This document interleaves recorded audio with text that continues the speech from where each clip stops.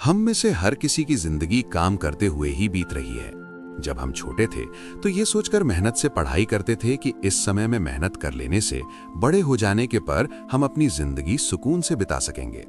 अब जब हम बड़े हो गए हैं तो हम ये सोचकर काम करते रहते हैं कि इस समय काम कर लेने से हम आगे चलकर अपनी जिंदगी अच्छे से बिता सकेंगे।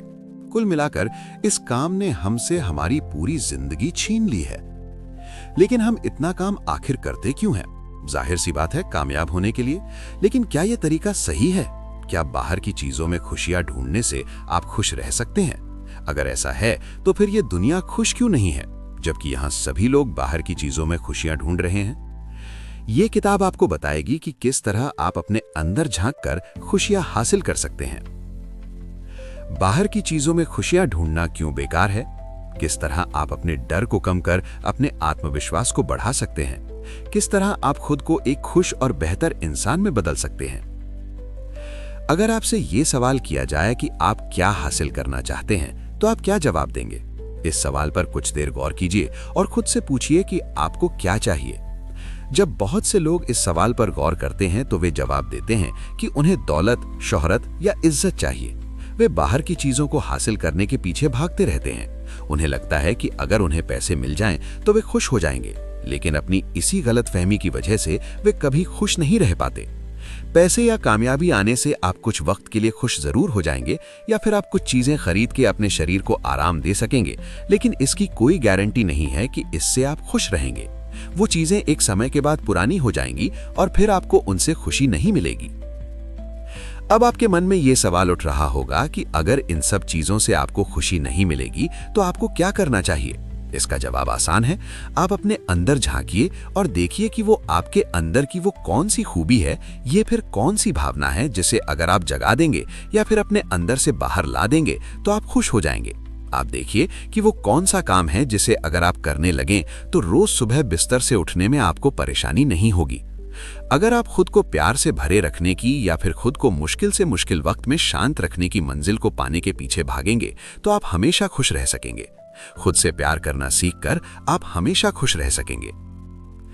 अनजाने में हम सभी इस मंजिल को पाने के पीछे भागते रहते हैं, इसलिए हम हर रोज ब्रश करते हैं, नहाते हैं और बाल कटवाने जाते हैं ताकि हम अच्छे दिख सकें और खुद से प्यार कर सकें। अगर आप इस मंजिल को पूरी तरह से अपना लेंगे तो आप हमेशा खुश रह सकेंगे।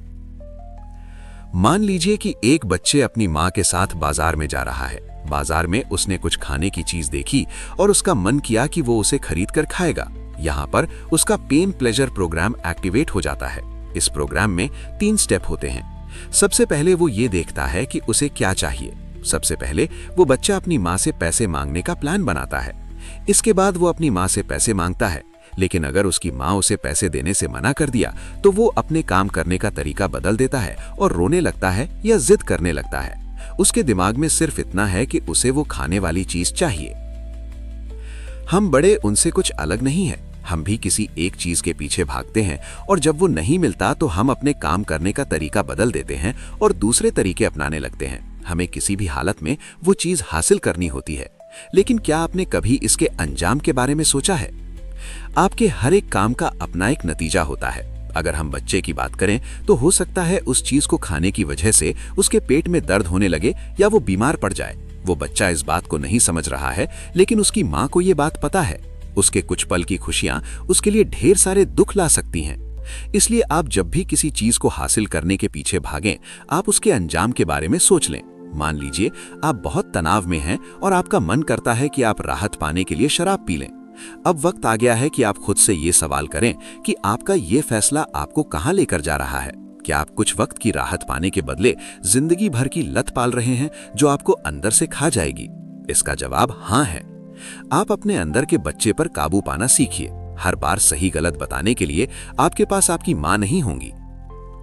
अब तक बहुत से लोगों का मानना था कि हमारी यादें सिर्फ हमारे दिमाग में रहती हैं, लेकिन 2004 में टेक्सास के साउथ वेस्टर्न मेडिकल सेंटर के एक रिसर्च में ये बात सामने आई कि हमारे सेल्स में भी कुछ यादें और कुछ एक्सपीरियंस रहते हैं। इस रिसर्च में बहुत से चौंका देने वाले नतीजे सामने आए। अगर आपके पास बहुत सारी दर्द भरी यादें हैं तो वे आपके शरीर को बीमार बना सकती हैं। दर्द भरी यादों से और डिप्रेशन में रहने से जो यादें आपके सेल्स में सेव हैं, वे उन्हें नुकसान पहुंचाने लगते हैं, जिसकी वजह से वे कमजोर हो जाते हैं। आपके अनुभव आपके सेल्स को दूसरे जीन्स का इस्तेमाल करने के लिए कहकर उन्हें फिर से प्रोग्राम कर देते हैं, जिससे आपका पूरा व्यवहार ही बदल जाता है। इसके अलावा आपकी पसंद नापसंद, आपकी आदतें और आपका स्वभाव सब कुछ इन सेल्स में स्टोर होता रहता है। अगर आप अपना कोई अंग किसी और को डोनेट कर दें तो आपकी कुछ खूबियां उस व्यक्ति में आ जाएंगी। इस तरह से हम एक व्यक्ति के अनुभव और आदतों को दूसरे व्यक्ति में ट्रांसफर कर सकते हैं। इसके अलावा अगर आप बहुत ज्यादा तनाव में रहते हैं तो आपको डिप्रेशन जैसी बीमारियां हो सकती हैं। खराब यादों का असर आपकी सेहत को खराब कर सकता है।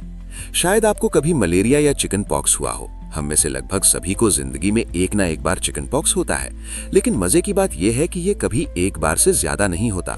ऐसा इसलिए क्योंकि जब हमें पहली बार चिकन पॉक्स होता है तो हमारा शरीर उसके बैक्टीरिया से लड़ने का तरीका नहीं जानता, इसलिए हम इसकी चपेट में आ जाते हैं। लेकिन जब हम इस बीमारी से ठीक हो जाते हैं तो हमारे सेल्स में इस बैक्टीरिया के बारे में और इससे लड़ने के तरीके के बारे में सारी जानकारी सेल्स सेव हो जाती है, जिससे जब ये बैक्टीरिया फिर से हमारे शरीर में आता है तो हम इससे लड़ लेते हैं। क्या आपको पता है कि इस दुनिया की हर चीज एनर्जी है? 1905 में एल्बर्ट आइंस्टाइन ने मैटर और एनर्जी के बीच के संबंध के बारे में बताया था। जी हाँ, ये उनका फेमस फॉर्मूला E=mc² था।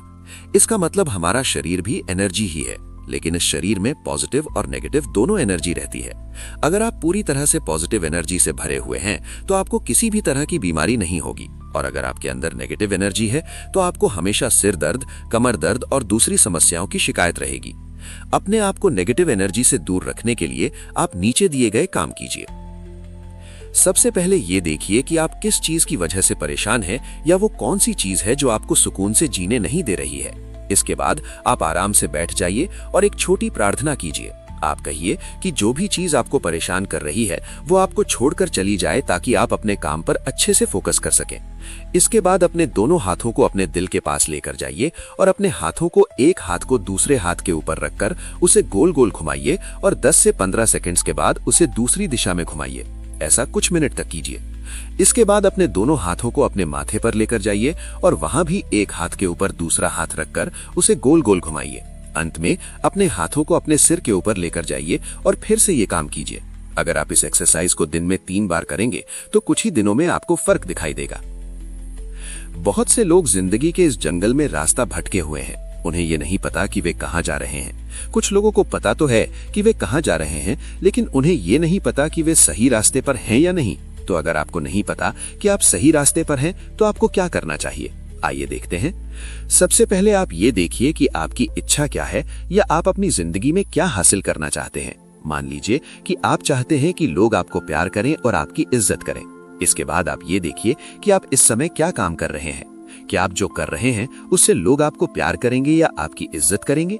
अगर आपको जवाब हाँ मिलता है तो आप एकदम सही रास्ते पर हैं, लेकिन अगर आपको जवाब ना मिलता है तो रुक जाइए, आप इस जंगल में भटक गए हैं। याद रखिए, कामयाबी कभी बाहरी चीजों के पीछे भागने से नहीं मिलती। जब तक आप अपने अंदर की आवाज सुनकर अपनी इच्छाओं को अच्छे से जानकर ये तय नहीं करेंगे कि आप असल में क्या चाहते हैं, तब तक सिर्फ काम करते रहने से आप कभी कामयाब नहीं होंगे। बाहरी चीजों को हम काबू नहीं कर सकते। अगर आप अब से 2 साल बाद कुछ हासिल करने के बारे में सोच रहे हैं तो ये जान लीजिए कि 2 साल बाद ये जरूरी नहीं है कि हालात ऐसे ही हों। जो चीजें आपके काबू में नहीं है उन्हें हासिल कर पाना मुश्किल होता है।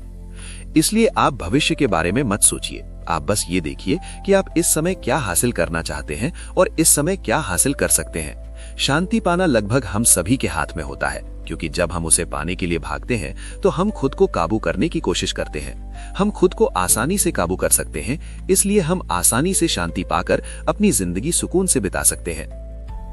हम सभी को कभी कभी ना चाहते हुए भी अपने भविष्य की चिंता होती है। हम अक्सर ये सोचते हैं कि अगर हम कुछ करने के बारे में नहीं सोचेंगे और हम कुछ नहीं कर पाएंगे तो हम खाएंगे क्या और रहेंगे कहाँ। अगर हमें जिंदा रहना है तो हमें पैसों का इंतजाम तो करना ही होगा। इसके लिए अगर आप काम करने के बारे में सोच रहे हैं, लेकिन अगर हार जाने का डर आपके मन से नहीं जा रहा है, तो आप नीचे दिए गए तरीके अपना सकते हैं। मान लीजिए आप एक इंटरव्यू के लिए जा रहे हैं और आपको डर लग रहा है कि आप उस इंटरव्यू में अच्छा परफॉर्म करेंगे या नहीं। तो आप सबसे पहले अपने डर को पहचानिए।